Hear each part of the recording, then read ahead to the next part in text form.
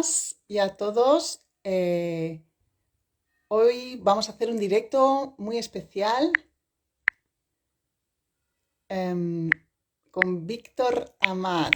A ver, voy a... Hola Víctor, hola Yolanda, hola Maribel. Te he mandado la invitación, Víctor. Cuando quieras puedes entrar. Hola Micaela, hola Itus Barcelona. A ver, eh, Víctor, no te veo. Ay, algo está pasando otra vez.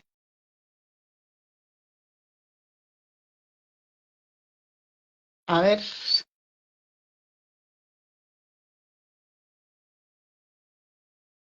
Víctor se ha unido, pero no te veo. No puede unirse, Víctor. ¿Por qué no puedes unirte?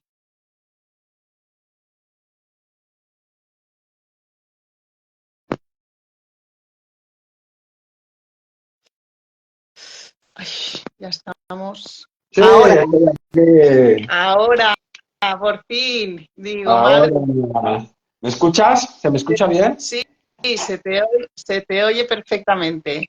Vale, guay, guay, guay. ¿Qué Bueno, cosas, eh? Jo, estas cosas de la tecnología. Yo te decía, te decía solicitar unirse y luego tú me decías, te invita a no sé qué, digo, no sé qué botón le tengo que dar. sí, esto es como cuando vas caminando y vamos los dos al mismo lado, ¿no? Exacto, y digo, no sé si soy demasiado mayor ya para estas cosas. No, no, no, nunca es tarde para aprender y emprender. Bueno, Bueno, Beatriz, ya me contarás, ¿qué hacemos? ya te cuento. Mira, pues mira, lo primero que voy a hacer es presentarte, ¿vale? Que ya eres archiconocido, pero bueno, me hace ilusión. Entonces, os presento a Víctor Amat. Muchísimas gracias por venir hoy. Ya sé que estás súper ocupado, pero de verdad te lo agradezco. Eh, Víctor Amat es psicólogo, es fundador, terapeuta, formador de Centre Abreu y además es colaborador, profesor en varias universidades, haces miles de formaciones, has fundado la Escuela Palo Bajo y además autor de varios libros como Psicología Punk, Autoestima Punk, que ahora también estás por toda España presentando, firmando, ¿no? Estoy insoportable, tía, estoy súper insoportable, ¿no? Estoy arriba y abajo todo el día poniendo, estoy aquí, estoy allá, me voy aquí, me voy allá. Bueno, me lo estoy pasando bien. Eso es lo importante, eso es lo importante, que te lo pases bien. Ya te va esta marcheta, ya.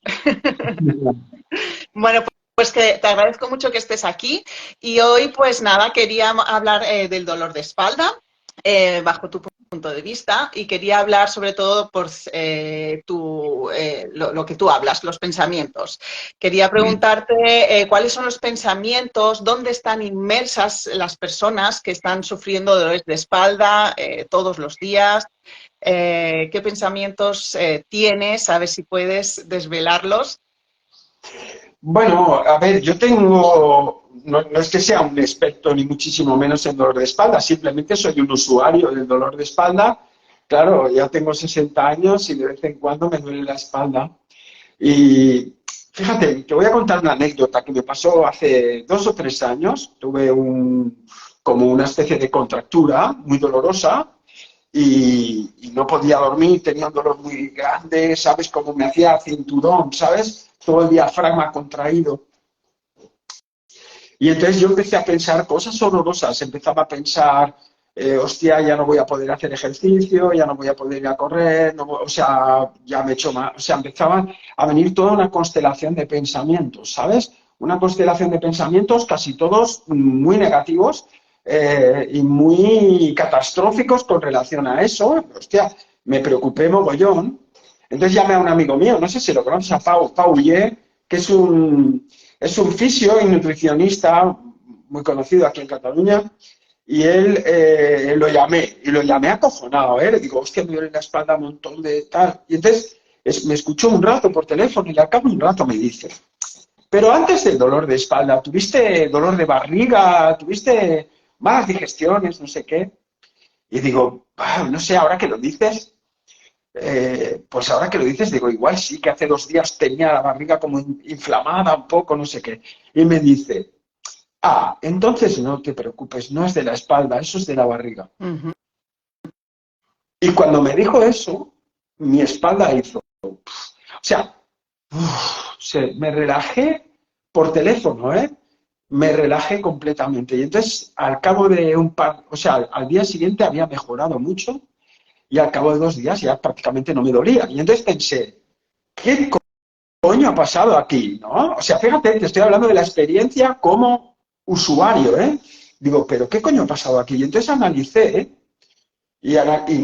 Y no sé si la explicación de Pau tenía nada, o sea, no sé si era cierta ni siquiera, ¿no? Si fue una interpretación placebo, ¿no? Pero me hizo pensar mucho justo en eso, en estas constelaciones de pensamientos negativos que aparecen cuando una persona tiene dolor. Claro, yo he tenido la suerte de que sea un dolor puntual, ¿no? A pesar de que a mí me duele la espalda a menudo, ¿no? Pero pienso, ¿de qué manera las personas que sufren dolor crónico pues tienen esos pensamientos, ¿no? Que no le están ayudando a recuperarse, claro, que no le ayudan a mejorar, ¿no? Ahí es donde yo pienso que hay bastante trabajo que hacer, que puede ser muy interesante. Sí, No sé sí, qué la verdad. piensas tú, no sé qué piensas tú, ¿eh? No sé si he dicho una locura, pero No, todo lo que has hecho tiene sentido, lo que te dijo él también tiene sentido, la barriga con bueno, a través de fascias profundas se pueden dar mucho dolor de lumbares y las personas pues se tratan las lumbares y al no tratar la parte de delante pues siguen con ese dolor una y otra vez. Y lo que has dicho también tiene sentido, o sea, lo que dices de que no puedo, no puedo, no puedo, y eso es muy estresante, ¿no? Da mucho miedo, empiezas a sentirte muy inseguro, dejas de hacer cosas, crees que no vas a poder seguir, ¿no? Bueno, esto sabes mucho más que yo, pero es como, no voy a poder seguir mi vida, ¿no? claro, por eso yo creo que, por ejemplo, las personas que trabajáis con este tipo de, diríamos, de enfoque de salud, ¿no? De tratar con el dolor, fisioterapeutas, osteópatas, en fin, técnicos, ¿no? De traumatólogos, yo creo que muchas veces no se tiene en cuenta precisamente cómo los pensamientos y cómo, diríamos, cómo esta emoción y esta proyección a negativo que puede tener la persona, pues afecta y empeora el problema y lo mantiene y lo va cronificando, ¿no? Es como que entras en un bucle donde los pensamientos generan también dolor, ¿no? Y el dolor genera estos pensamientos y es muy interesante que personas como vosotros que os dedicáis a esto también tengáis la habilidad no tanto de positivizar el dolor, yo creo que aquí se comete muchas veces el error de decir, bueno, no pasa nada, porque ya verás que no es nada, o el cerebro no te duele porque son informaciones erróneas que te da el cerebro. Yo creo que esto a veces, cuando se le dice al paciente, el paciente no lo entiende, pero sí podemos, o sea, nosotros que somos los profesionales, encontrar maneras de, pues esto, de persuadir a la paciente o al paciente para que poco a poco modifique estos pensamientos, ¿no? Yo creo que de manera paulatina tenemos que tener estructuras, es decir, tenemos que saber hablar con los pacientes para que estas espaldas se relajen también porque la persona se tranquiliza, ¿no? Exacto, y no solo eso, sino que es la única manera de que sea a largo plazo, ¿no? O sea, que la solución, que el alivio sea a largo plazo, porque solo a nivel físico, si tú ya has asociado, ya has conectado con ese miedo, ya has conectado con esa experiencia, ya se han creado conexiones neuronales en tu cabeza, y si no, como desconectas esos circuitos, con tus propios recursos, pues no vas a mantener resultados a largo plazo, porque eso se va a reproducir una y otra vez. Claro, Muy, claro, qué bueno. Y me mola mucho que lo digas esto, porque esto es yo creo que es una intervención inteligente, ¿no? Cuando uno tiene un paciente que está sufriendo y tú sabes que de alguna manera, además eso igual, como la salud completa al 100% no existe, yo creo que es muy importante también que los pacientes sepamos que puedes tener picos de dolor, que eso va a bajar, que luego puedes volver a tener otro pico de dolor, incorporarlo eso en un recorrido, ¿no? Porque yo creo que también hay otro punto aquí y es, no sé qué pensarás tú, Beatriz, que tú sabes más que yo de esto, pero hay este punto donde los pacientes o las pacientes piensan que yo debería tener la espalda perfecta, no me debería doler nunca nada, ¿no? Y entonces al mínimo dolor ¿no? Nos retraemos mucho más en lugar de normalizar un poco el hecho de que, bueno, que a medida que uno pues va teniendo lesiones o va teniendo cosas en la vida, pues joder, que es probable que haya momentos con cierto dolor, ¿no? Perdona porque te he interrumpido, pero no, no, no, pensaba que era no, importante. está súper interesante lo que dices. Has dicho dos puntos interesantes para mí. Uno es que las personas creen que, bueno, lo de la progresión, ¿no? Lo de que hay picos, ¿no? Las personas se creen que con una técnica, me trae la espalda hace ya 5 años o 10 años y con una técnica o 4 sesiones se me va a ir o un ejercicio. Y claro, todo eso ha sido una progresión. El cuerpo y la mente pues han ido haciendo cambios, intentando que tú vivas como puedas, ¿no? Que tú hagas todo lo que quieres y ellos obedeciendo, pero han ido haciendo compensaciones, cambios y claro, eso es una progresión. Entonces, quitarlo también es una progresión. Entonces, hay picos hacia arriba. Si vas haciendo lo correcto, las bajadas son menos bajadas, pero, o sea, llegar hasta la curación, la solución del dolor de espalda, se puede llegar, pero es realmente un proceso y las personas tienen que entender esto también y tienen que saberlo. Es uno de los pensamientos que tienen que tener. Creo que se parece mucho también a la ansiedad. Quiere decir que sí, seguiría un patrón parecido al de la ansiedad, ¿no? Que uno va surfeando un poco la ansiedad hasta que le pierde el miedo, ¿no? Y cuando le pierdes el miedo a la ansiedad se presenta mucho menos. Yo creo que con el dolor y la gente que sufre, que sufrimos dolor y dolor crónico, yo creo que si le perdemos el miedo al dolor, también el dolor es menor. ¿No? Yo creo que hay que enseñar también a las personas a no tenerle tanto miedo a un punto doloroso o a un tiempo con dolor, ¿no? Claro, hay dolores y dolores, obviamente un dolor neuropático, hay dolores que son insoportables, ¿no? Eso está claro, pero bueno, estoy hablando un poco en el grueso de la población que más o menos tiene un dolor sostenible, ¿no?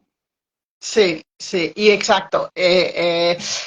Y también has hablado de lo que las personas dicen que no me debería doler, ¿no? Y entonces, bueno, pues quiero enlazarlo con esto también. Tú le estás exigiendo algo al cuerpo, ¿no? Como por ejemplo el sedentarismo.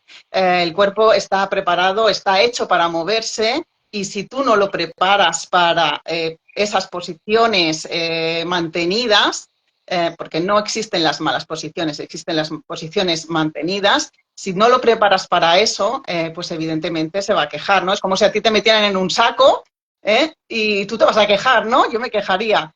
Claro. Entonces el cuerpo es lo mismo. Si lo metes a no moverse, es como si estuviese en un saco y, por supuesto, se va a quejar. Es muy buena esa metáfora. Sí, yo pienso que tú ahora has dado una clave, yo creo, y es el dolor te lleva a la evitación. Y vuelvo a compararlo de nuevo con la ansiedad, si quieres, ¿eh? Más que nada porque es mi especialidad y entonces lo veo claro. Es como el dolor te lleva a la evitación y la evitación te lleva a más dolor. Paradójicamente, uno para protegerse no hace ejercicio físico y eso te empeora, ¿no? Entonces, romper este ciclo, romper este bucle, ahí es donde quizá tú y yo hemos de hacer equipo. Quiero decir que si tú tienes un paciente y este paciente a lo mejor está en tratamiento con un psicólogo o con un profesional de la salud de otro tipo, yo creo que hay que hacer equipo para ayudar a esa persona a romper esa evitación y permitirle que la persona afronte, ¿no?, algunos pequeños riesgos a pesar del miedo, porque claro, te da mucho miedo cuando estás jodida, dices, hostia, yo no me quiero mover, o sea, ni hablar, ¿no? Pero creo que también es verdad que hay muchos tipos de movimientos que se pueden hacer, muchos tipos de actividades, ¿no? No es lo mismo hacer karate que hacer tai chi, ni es lo mismo correr que hacer, yo qué sé, ¿no? Que hacer remo. Hay tantas variedades que yo creo que al final el imperativo de la persona es decir, oye, yo voy a buscar algo que pueda hacer, ¿no? Algo que yo pueda hacer. Exacto. Y además hay una ley en el cuerpo que es, si tú no utilizas algo, lo pierdes. Si tú no utilizas un movimiento, si tú no mueves el brazo más allá de aquí, vas a perder este movimiento de esta articulación, vas a compensarlo con otro movimiento para ir a coger la taza o cosas así. A mí me ha pasado con el pelo, o sea, de no usar el pelo lo perdí. Ya. Perdí todo el pelo de no usarlo. Pero mira, ¿ves este brazo? Mira, ¿eh? Este brazo sufrió un síndrome del hombro doloroso, estuve con el hombro 1 año y pico, que no podía ni moverlo. Eso fue terrible, o sea, fue terrible. Y me costó un montón, pero mira, al final, lo que tú dices, vamos recuperando poco a poco, poco a poco, poco a poco, ¿no? Y sobre todo esta cosa, es curioso que yo, que soy un poco punk, hoy voy a decir una cosa un poco happy flower, ¿no? Un poco así, como decir, bueno, no hay que desanimarse, ¿no? No hay que desanimarse. Hay que ser capaz de sostener la incertidumbre y el miedo, ¿no? Claro, hay que saber que se puede llegar, hay que saber que hay una solución y que el camino pues es un proceso. Y también quería preguntarte, cogiendo el hilo de las cosas que las personas no deberían hacer, esto de que, por ejemplo, no dejar de moverte, las quejas. Estar todo el día quejándose o el diálogo interno este de no puedo, es que no puedo y quejarte tú contigo mismo y quejarte también a los demás. ¿Qué piensas de esto? Bueno, eso es muy interesante. Es decir, la queja es normal y es natural, ¿vale? Lo que pasa es que cuando uno está realmente, cuando uno se encuentra mal, tiende a veces a quejarse y pueden pasar dos cosas. Uno es que te quejas a lo mejor con la persona que tienes cerca, con tu pareja, con tu familia o tus amigos, te quejas y entonces pasa que recibes una mierda de consejos. Es decir, la gente te dice cosas y te sientes súper mal acompañada, ¿no? Porque piensas, yo qué sé, pues me duele la espalda, estoy con este dolor, estoy muy limitada y te quejas. Y entonces hay alguien que te dice, bueno, pues no te preocupes, eso ya se te pasará, o da gracias al Señor porque así puedes descansar. ¿Sabes estas mierdas de consejos que te da la gente? Cuando recibes consejos que no te funcionan son fatales y empeoras. Pero luego también pasa que hay un tipo de explicar, de quejarse, que busca, o sea, es decir, busca un soporte emocional. Busca un soporte emocional. Este soporte emocional puede aparecer o no. Puede ser que la persona te diga, hostia, me sabe mal que te duele la espalda, vamos a hacer cosas con cuidado, pero entiendo que te duele, ¿no? Pero esto es un soporte emocional que es muy raro que te lo pueda dar igual una pareja o alguien que ya está hasta el gorro de oírte, ¿no? De oír tu queja.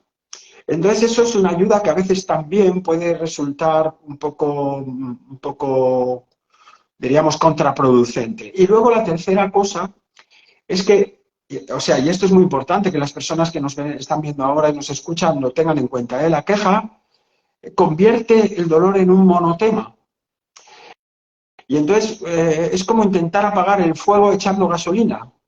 ¿Sabes? Tú te quejas buscando un tipo de soporte emocional que puede que no llegue nunca, ¿no? Porque el otro te dice, ¿no? Te aconseja cosas o se separa un poco de ti, pero además es como que conviertes tu dolor en un tema sobre el que gira el mundo y tu percepción de que estás jodida es mucho mayor. Entonces yo creo que hemos de encontrar el punto, que no es fácil, ¿no? Yo lo cuento mucho en mis libros, eso, ¿no? Como de encontrar el punto eficiente de queja. O sea, si vas a un médico te quejas o si vas al fisio te quejas ese momento, pero luego ya no intenta no quejarte más porque no, al contrario, en lugar de ayudarte, cada vez te va machacando más, ¿no? Sí, Sí, es como las manchas de aceite, ¿no? sí, es muy interesante que digas eso porque al final como que se naturaliza, ¿no? La queja, incluso hay gente que se queja ya no les duele y se están quejando, ¿no? Avanzando esto porque a nivel neurológico, a nivel mental, todavía tienen ese miedo Queda y esa impronta, ¿no? exacto, y aunque a nivel físico no les duela, que dices, ¿pero te duele? Ah, no, no me duele, pero sigues quejándote, ¿no? Y eso es lo que va a hacer también que vuelva otra vez, o sea, que el cuerpo responda a esa conexión neuronal, ¿no? A ese mensaje que tú estás dando siempre. Claro, lo que pasa es que desafortunadamente nadie puede olvidar voluntariamente. Esto es otra trampa también, ¿no? Es una trampa psicológica que dices, yo debería olvidarme de esto. Entonces, por eso te decía este punto que para mí es muy importante y que quizás lo novedoso es decirle a la gente, oye, que te puedes quejar, aunque no te duela, te puedes quejar. La cuestión es quejarte lo que toca, ¿no? Aprender a saber quejarte lo que toca, ¿no? Igual... lo digo porque es fácil que se nos pase la pelota. Es como decir, ahora me lo invento, me tomo un antiinflamatorio un día porque tengo un dolor, sabes que tal, y me tomo un antiinflamatorio, pero sé que me tomo uno que no es lo mejor que puedo hacer, pero bueno, un día me... Vale, pero si yo me tomo 4 antiinflamatorios o 5 al día, al final me jodo más, ¿no? Entonces, encontrar esa dosis de antiinflamatorio, que lo estoy diciendo sin saber, pero encontrar esa dosis justa de queja. ¿Sabes? Porque claro, tú si has estado, decía un profesor mío que a un perro que le ha mordido una serpiente, ¿no? Una salchicha le asusta. Sí. Claro, ¿no? Un perro que vea una salchicha, pero si le ha mordido una serpiente se asusta. Entonces esto es igual. Una persona que ha sufrido un pico de dolor, sea el que sea, ¿no? Yo tengo una paciente mía que tiene una neuralgia trigémino y entonces cuando tiene un brote de estos es brutal, es un dolor terrible y entonces esta chica cuando no tiene dolor está esperando cuando le va a venir el dolor, ¿no? Y entonces todo el mundo le dice, pero disfruta ahora que no tienes el dolor, disfrútalo, ¿no? Pero es que claro, yo digo, no es fácil olvidarte de este dolor. Quiero decir, eh, tienes que aprender a tener la dosis de preocupación justa, ¿no? Que esto es un punto, yo creo que es muy diferente al pedirle a la gente que se olvide, ¿no? Como decir, no, tía, tienes que pensar, porque esto es algo que te pasa y es algo que da mucho miedo, pero tienes que pensar justo lo que toca, no algo que te impida vivir, ni algo que te impide que el sufrimiento sea tan grande. Como decir, mira, había un obispo que se llamaba Thomas Merton. O sea, esta idea que yo te digo, de la preocupación eficiente, la saco de este obispo que era uno de los introductores del budismo en los Estados Unidos. Fíjate, era un obispo católico. Y este hombre decía, yo me he hecho sacerdote no para no sufrir, sino para sufrir más eficazmente. ¿No? Y entonces, esta frase de repente dije, hostia puta, este tío que ha dicho, ¿no? O sea, leí esta frase y lo vi claro. Digo, yo tengo que escribir esto porque es la clave muchas veces no es no sufrir, es sufrir eficazmente, ¿no? Es quejarte eficazmente, es deprimirte eficazmente. Me deprimo cuando toca, ¿no? Porque hay momentos en la vida que te tienes que deprimir, ¿no? Exacto, exacto, tienes toda la razón. Muchísimas gracias. Y además también quería decirte esto de la queja que me he acordado, que muchos pacientes, o por quejarse mucho o por ya no querer quejarse, ¿no? Por mantener esto, pero sin sentirlo, sienten vergüenza, porque dices, es que me siento avergonzada porque solo tengo este monotema, ¿no? Y la gente ya no me va a valorar, como que te desconectas de ti, ¿no? Y entonces también tienen que lidiar ya no con el dolor, ya no con esto que hablábamos, sino también con la vergüenza. Ya se van Claro, acumulando. claro, el sentimiento de la persona es de mucha soledad y de mucha insatisfacción, porque cuando uno está jodido con dolor, nadie lo entiende. Es decir, lo podemos entender a lo mejor un poco las personas que nos dedicamos a esto, pero la gente de tu entorno no entiende la limitación subjetiva, ¿no? Lo que uno siente dentro de sí mismo. Entonces, claro, por eso yo creo que la queja a veces no tiene tanto sentido porque es como quejarte de una cosa que los demás nunca van a entender. Entonces yo le pido muchas veces a las personas, no sé si te puede servir eso, pero yo le digo a la gente, escribe, o sea, ponte 10 minutos al día, ponte una hora al día para escribir sobre tu dolor, sobre lo que te limita y sobre la rabia que te da, porque muchas veces que te da rabia, como decir, ¿por qué no le pasa esto a mi peor enemigo? Me pasa a mí, no le pasa a la vecina cabrona que pone reggaetón, ¿no? Le podría doler a ella, pero no, me duele a mí. Y entonces yo les digo a la gente, escribe durante 10 o 15 minutos al día como una especie de meditación negativa, ¿sabes? Donde le digo, escribe todo lo peor, escribe todo lo que te preocupa, todo lo que te da miedo, que nunca te curarás de esta mierda, escribe, escribe, escribe, 10, 15 minutos. Y luego cuando acaban los 15 minutos, ¡pum!, ya lo has dejado ahí, ¿no? Y cada día tienes 15 minutos para reunirte con eso, y eso a la gente le ayuda, porque es, en lugar de tenerme que callar, ¿sabes? Y disipar mi mala leche o mi emoción o mi dolor, tengo un espacio donde lo puedo sacar, ¿no? Y lo puedo sacar sin que nadie me diga nada, que esto es, yo creo, algo muy importante, ¿no? Sin que nadie le quite importancia o nadie me diga que me calle o nadie, no, yo lo escribo ahí, lo vuelco en un lugar que sería como una especie de esto, ¿no? De meditación negativa o de diario negativo. Yo les recomiendo a todas las personas que tengan dolor que lo hagan cada día, 15 minutos o 10 minutos.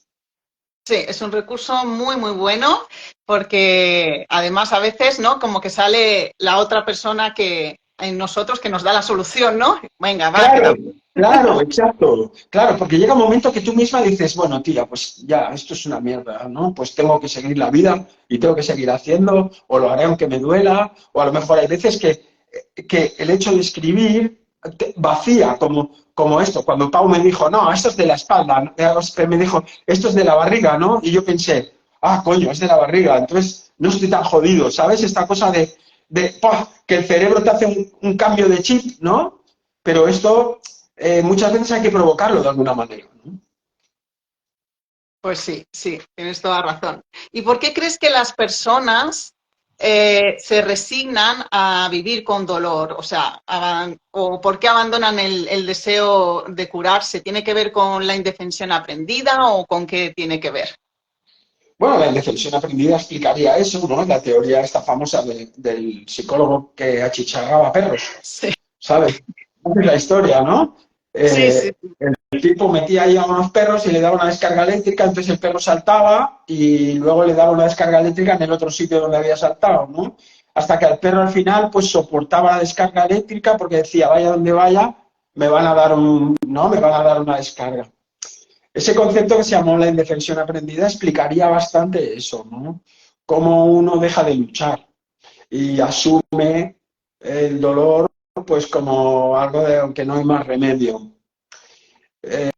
Pero fíjate, paradójicamente, asumir que uno tiene dolor también es la vía para la recuperación, ¿no? Entonces, vuelvo otra vez a mi punto de vista, ese de decir, vale, hemos de preocuparnos lo que toca, ¿no? O sea, hemos de tener la indefensión justa, ¿no? Que no es, que es la sabiduría, eso. Como decir, mira, yo voy a seguir luchando, sé que me duele, sé que estoy desanimado, ¿no? Sé que a lo mejor esta semana no tengo chocho para farolillos y no voy a hacer nada, pero sigo luego porque sé que a la larga es mejor, ¿no? A la larga es mejor enfrentar el dolor que evitarlo, ¿no? Sí, y también, bueno, yo también creo que prueban tantas cosas, ¿no? Y no encuentran la solución y el dolor vuelve y siempre pues empiezas con las cosas más básicas y el dolor vuelve y el dolor vuelve y al final viene el médico de turno que dice acostúmbrate o es la edad o cosas Claro, así. claro. Y Entonces hay que encontrar ese punto, ¿no? De decir, no, la edad no, no. Me decían a mí una vez me dolía la rodilla y fui al fisio y el médico, el fisio me dice, bueno, ¿tú por qué te crees que te duele la rodilla? Digo, no sé, digo, debe ser la edad. Dice, hombre, no, porque la otra rodilla tiene la misma edad y no te duele, ¿no? Y de repente digo, coño, pues es verdad, no es la edad. La edad no tiene que ver, ¿no? Yo creo que hacéis un trabajo muy bueno, ¿no? Porque las personas que os dedicáis al dolor, claro, al final estás oyendo gente que está jodida todo el rato, ¿no? Y transmitirles un mensaje de confianza o de esperanza no es fácil, ¿no? No es nada fácil. Sobre todo sin banalizar el dolor, porque claro, uno puede decir, va, que ya verás que se te pasa que esto no es nada, ¿no? Esto que sería banalizar el dolor. No, yo creo que vosotros tenéis esta cosa que es muy importante, de poder cuidar la emoción de la persona que está jodida y a la vez ofrecer esperanza, ¿no? Y ofrecer un camino a la recuperación que a veces no es fácil ni es rápido. Sí, a veces no es fácil y no es rápido, pero es esencial trabajar esta parte, como tú dices, de mental y darles los recursos y sobre todo hacer conectar estas conexiones neuronales que decía antes de que sí se puede, ¿no? Porque cuando tú conectas con eso, segregas otro tipo de químicos, ya no estás segregando Claro. el cortisol, que es más inflamatorio, y estás segregando más químicos de regeneración de tejidos, y esto es lo que realmente hace que vayas evolucionando y que tu propio cuerpo, ¿no? Yo siempre pongo este ejemplo, y ahí hablaremos de la ayuda iatrogénica, porque la gente siempre va a buscar que otro me cure, ¿no? Y yo siempre les pongo este ejemplo, cuando tú te haces una herida y te pones una tirita, ¿qué te cura la herida? ¿Qué te cierra la herida? ¿La tirita o tus Todo propias tu cuerpo, células? ¿no? Exacto. Entonces, porque al final lo que hacen las personas es esto, se pone una tirita, no están regenerando el tejido, no es tu cuerpo el que estás activando, y a la tirita se empapa, y entonces es cuando vuelve el dolor, ¿no? Y es cuando estamos ahí nunca saliendo de aquí. ¿Y por qué crees que las personas no hacen este proceso en querer aprender a curarse, a poner en funcionamiento estos mecanismos propios que tenemos, sino que coge, en mi caso, coge la espalda, ¿no? Y te la doy, ¿no? Van pues a tumbarse en una camilla, a ir gastándose cada mes cierto dinero, o tomarse un medicamento, o incluso operarse. Bah, es largo de explicar eso. Lo cuento mucho en mi curso de persuasión y salud, lo cuento mucho porque acabas de tocar un tema que es primordial, ¿no? Que es el por qué mantenemos comportamientos que hasta cierto punto nos perjudican, aún sabiendo que nos perjudican, ¿no? Eso da para un libro, claro, da para un libro. Aquí pueden aparecer varias cosas. Yo creo que siempre está el miedo detrás, ¿no? Es decir, cuando una persona, eh, si yo tengo un dolor, yo me pongo en tus manos y me tiro en la camilla y tú vas a hacer un trabajo, ¿no? Yo es como que dejo el fracaso en tus manos, ¿sabes? Dejo el fracaso en tus manos. Cuando el profesional sanitario le devuelve la responsabilidad al paciente, ¿no? Como decir, no, el fracaso no está en mis manos, yo estoy aquí para ayudarte, la recuperación eres tú, ¿no? Esto que tú has dicho de que yo soy la tirita, pero tú eres la persona que se cura, ¿no? Aquí pasan varias cosas. Una es que la persona que ha sentido dolor y que se ha identificado con el dolor, también tiene miedo de que la vida sin dolor sea peor. Fíjate, en algún lugar de la mente de la persona piensa que la alternativa es peor, porque piensa, si no me curo o si no mejoro, la frustración será peor, ¿no? Entonces siempre me queda un resquicio de decir, bueno, como no lo he hecho, ¿sabes? O sea, hay muchas maneras en las que la persona eh, fíjate, por respeto a sí misma no mejora, ¿no? Porque si yo llevo 10 años con dolor y tú me dices a mí que haciendo una serie de ejercicios se me va a ir, yo pienso, pero ¿qué clase de idiota soy yo que he estado 20 años con dolor, ¿no? Y resulta que con 4 sesiones o con 4 gimnasias o con 4 cambios de alimentación yo puedo, ¿sabes? O sea, la mente de las personas es muy loca, no es tan racional como decir, vale, tú me dices lo que tengo que hacer, yo lo arreglo, me curo y ya está. No, no, no. Yo he sufrido muchos años. Tú me dices que esto se puede resolver rápido o de una manera eficiente. Y entonces, ¿yo por qué he sufrido tanto, no? Y si esto luego no es así, no sufriré más, ¿sabes? Y es como esa persona que tiene una pareja que todo el mundo ve que es una mierda de pareja, ¿no? Y dices, pero déjala. Y claro, la persona piensa, pero es que igual sola estoy peor, igual la dejo y me equivoco porque luego resulta que luego cambia. La gente no somos tan idiotas. O sea, somos idiotas, pero nuestra esencia no es tan idiota. Es como el miedo a caer en algo peor, el miedo en sentirme gilipollas por haber tenido tanto dolor tanto tiempo cuando se podía haber resuelto de una manera tan sencilla, ¿no? No sé, o sea, en ese sentido los seres humanos tenemos un punto de complejos que a mí me mola mucho estudiarlo, ¿eh? Y pienso que muchos fracasos terapéuticos tienen que ver con no tener en cuenta eso, que la gente necesita su tiempo para mejorar. Y hay veces que, aunque tú, como profesional, sepas que pueden mejorar muy rápido, no tienes que correr. Yo siempre digo, las prisas hay que combatirlas, hay que luchar contra las prisas. Qué bueno, qué bueno. Y sin embargo, todos tenemos prisa. Entonces, lo que tú estás diciendo también puede ser que las personas tienen miedo al éxito. No, sí, claro, es decir, tienen miedo a no tenerlo. Es decir, es una evitación basada en que no tengo la certeza absoluta de que si hago esto mejoraré. Y entonces, como no tengo la certeza absoluta de que si hago esto mejoraré, prefiero seguir en mi punto que no frustrarme más. En un camino donde alguien a lo mejor ha tenido 5, 6, 7 diferentes enfoques para resolver el dolor sin éxito, esa persona, diríamos, tiene muy baja tolerancia al fracaso. Entonces, no es tanto el miedo al éxito como, es decir, es que no me puedo permitir más fracasos. Prefiero el sufrimiento perenne, ¿no? El sufrimiento, ¿cómo decir? Yo no tengo arreglo, que no un nuevo fracaso.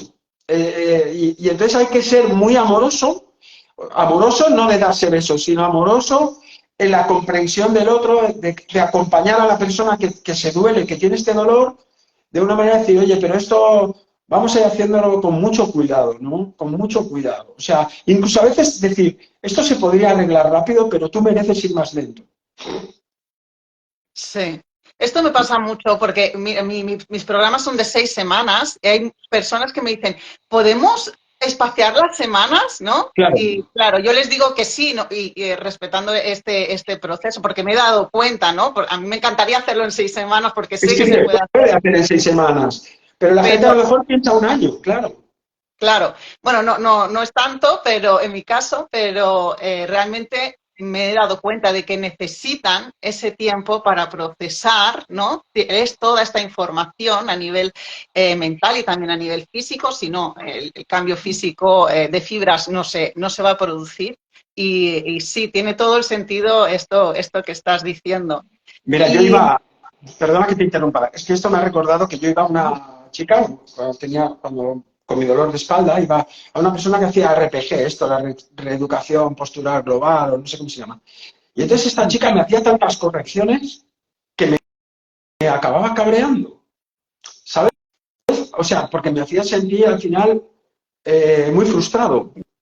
Y yo pensaba, no me hagas tantas correcciones, o sea, hazme una corrección por semana, si no tengo tanta prisa, ¿sabes? Pero, o sea, me decía, no, pon aquí, muévete aquí. Entonces, y me hacía preguntas que yo no sabía responder. Me decía, pero por ejemplo, esta semana, ¿tú has notado si el caminar era más ligero o era menos no sé qué? Me hacía un montón de preguntas y yo pensaba, ¿de qué manera esta chica, que me parece que está haciendo un buen trabajo, ¿no? Me cabrea dándome, o sea, a veces me da o exceso de información o me hace preguntas que son demasiado introspectivas de responder. Yo pensaba, yo creo que ella tiene más prisa que yo en arreglar esto, ¿no? Esto es muy curioso, la paradoja de la prisa. Entonces, como me agobiaba tanto, dejé de ir.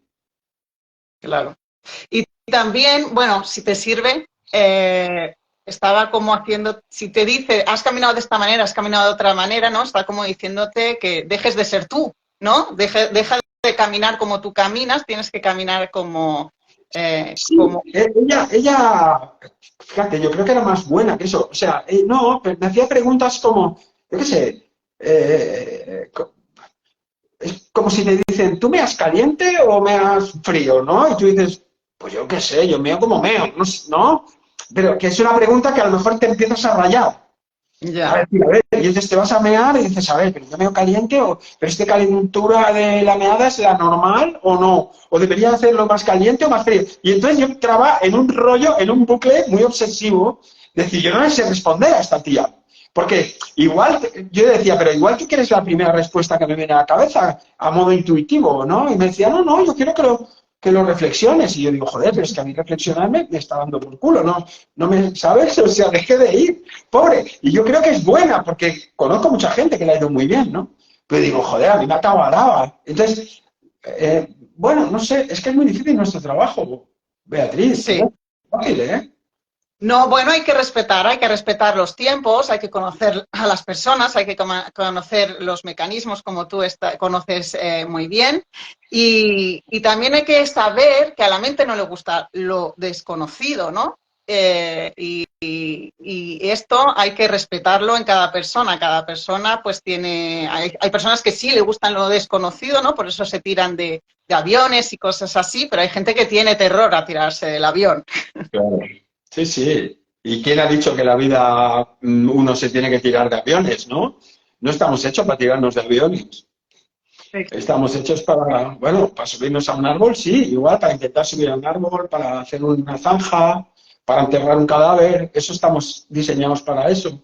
Pero para saltar de un avión no estamos previstos No, para eso. no tenemos las alas todavía, la pala para enterrar sí. Sí, me decía un amigo, yo le decía hace poco a un amigo, digo, oye, ¿qué tipo de entrenamiento físico crees que tengo que hacer? ¿No? Porque había cumplido 60 años y eres un entrenador muy bueno. Y me dice, pues tío, eso, o sea, poder enterrar un cadáver, poder salir corriendo si viene la policía, poder saltar de una ventana de 1 metro por si tienes que salir huyendo de un marciano. Y me hacen gracia a mí estas metáforas, ¿no? Eso me anima más que no pensar de manera racional. Pues sí, las metáforas es lo que más entra también. Bueno, te doy la última pregunta, que sé que tienes prisa. ¿Cómo crees que afecta a nivel energético mantener todos estos conflictos y este dolor constante? Porque, vale, la persona necesita tiempo, hay personas que se quieren mantener en la queja y todo esto, pero a nivel energético esto tiene un coste, todo tiene un coste. ¿Tú qué piensas? Sí, claro. ¿Alto, bajo? No sabría responderte demasiado a esa pregunta. Yo creo que tiene un coste, o sea, el coste cognitivo del cansancio, ¿no? Justo esta noche tengo una especie de podcast donde vamos a hablar de esto, del cansancio, ¿no? Y de cómo... porque claro, el concepto de energía y el concepto cansancio no es lo mismo. Hay veces que tú corres una maratón y estás agotada, pero tienes energía después, ¿no? O, ¿sabes? O haces un ejercicio físico, pero luego tienes energía a pesar de estar cansada. El cansancio a veces tiene, yo creo que tiene mucho de cognitivo, tiene mucho de mental Exacto. y es cierto lo que tú dices. Entonces, bueno, hay que saber descansar la mente. No todo el mundo lo logra porque a veces intentamos distraer la cabeza para descansarla y no siempre es la mejor de las opciones, ¿no? Cada persona es un mundo y por eso te digo, no sé muy bien cómo responder a eso, pero es descarado que al final tienes un cansancio y que el cansancio está muy asociado al dolor, ¿no? Porque es como sostener una pelea, ¿no? Una pelea que a veces es un poco una pelea con una misma también, ¿no? Porque, claro, al final te dueles tú, ¿no? Y hay veces que hay como un maldecir el propio cuerpo, ¿no? Hay gente que maldice su propio cuerpo por dolerle, ¿no? Es como, cabrón, me estás doliendo. Y entonces llevar a la aceptación es a decir, bueno, soy yo el que duelo, ¿no? Yo duelo y yo puedo a lo mejor llevarlo mejor, ¿no? Y eso me lleva a la queja, porque tú decías lo de la queja, y yo creo que lo que nos cansa de la queja es recibir consejos en lugar de consuelo. La queja busca el reconocimiento. Yo creo que a veces no reconocemos a la gente que se queja por miedo a que se queje más, ¿no? Y yo creo que hay que ser capaces de decirle a las personas que se quejan, hostia, tío, qué mal me sabe el dolor que tienes, ¿no? O sea, entiendo que debe ser una mierda vivir con esta espalda, ¿no?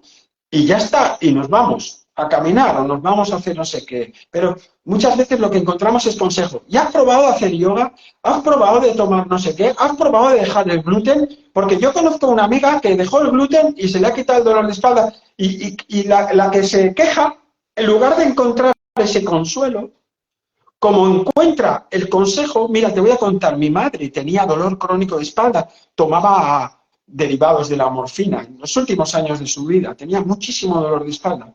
Y entonces se quejaba con mi hermana era enfermera, y la llamaba y se quejaba, y se quejaba, y se quejaba, ¿no? Y mi hermana le daba recomendaciones, haz aquagym, haz no sé qué, ¿sabes? Actuaba como enfermera. Y entonces un día mi hermana, hasta el coño de la queja de mi madre, pobre, que se quejaba, le dijo, oye mamá, que lo tuyo es emocional y el psicólogo es el niño, ¿no? Y entonces mi madre me llamó a mí, ¿no? Porque siempre la llamaba a ella, me llamó a mí. Y entonces ella me contó el dolor de espalda y yo me quedé un rato escuchándola. Y cuando acabó le dije, pero mamá, ¿cómo no te va a doler la espalda? Después de toda la vida trabajando, después de toda la vida que nos has cuidado a nosotros, que no nos faltó de nada.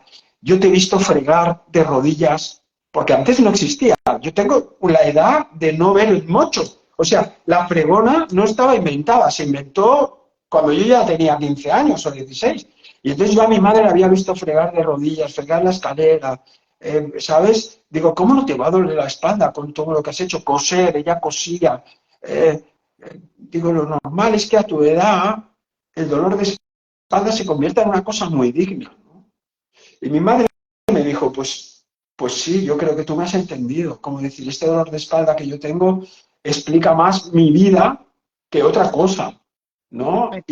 Y claro, y era una mujer que tenía un problema grave de dolor, ¿eh? O sea, tenía un dolor que estaba siendo tratado con derivados de la morfina, con tramadol, con lo que fuera. Probablemente mi madre ahora podría trabajar con profesionales como tú y tener mucho menos dolor, ¿no?